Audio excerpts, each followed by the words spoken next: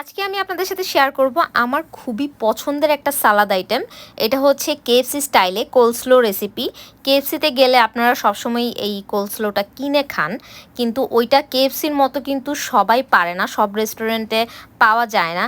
কিন্তু এইটা বাসায় আপনি একবার এই রেসিপি দেখে ট্রাই করে দেখবেন যে এইটা যে কি মজা হয়। আর খুবই ইজি, জাস্ট কয়েকটা ইনগ্রেডিয়েন্টস লাগে, আপনার হাতের কাছে যা আছে তা দিয়ে আপনি বানিয়ে ফেলতে পারবেন। এখন আপনাদেরকে দেখাই কি কি উপকরণ লাগবে এটা বানাতে গেলে। সেই ক্ষেত্রে আমার গাজর কুচি লাগবে, আর হচ্ছে পাতাকপি কুচি লাগবে, আর হচ্ছে মেয়োনিজ লাগবে, চিনি লাগবে, ভিনেগার লাগবে, আর হচ্ছে স্বাদমতো লবণ, আর হচ্ছে কালো গোলমরিচের গুঁড়ো লাগবে।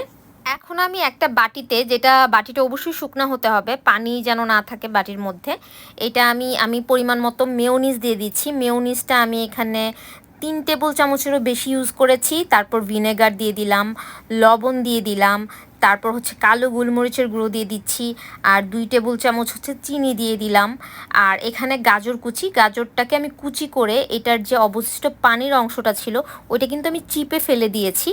আর বাঁধাকপিটাও কিন্তু যদি পানি থাকে ওটাকে ভালো করে চিপে তারপর ফেলে দিতে হবে। এই পর্যায়ে কিন্তু আমি আরও 1 চামচের মতো হচ্ছে মেয়োনিজ ইউজ করেছি। মেয়োনিজটা যদি আমার লাগে, আমি মিশাতে মিশাতে যদি আমি মনে করি যে মেয়োনিজ আর একটু লাগবে, তখন সেই পর্যায়ে আমি মেয়োনিজ দিয়ে দিব।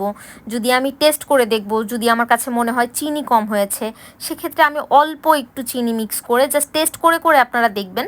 এটা আসলে আপনার স্বাদের উপর নির্ভর করে, আপনি টেস্ট করে বুঝবেন যে আপনার কতটুকু কি লাগতেছে।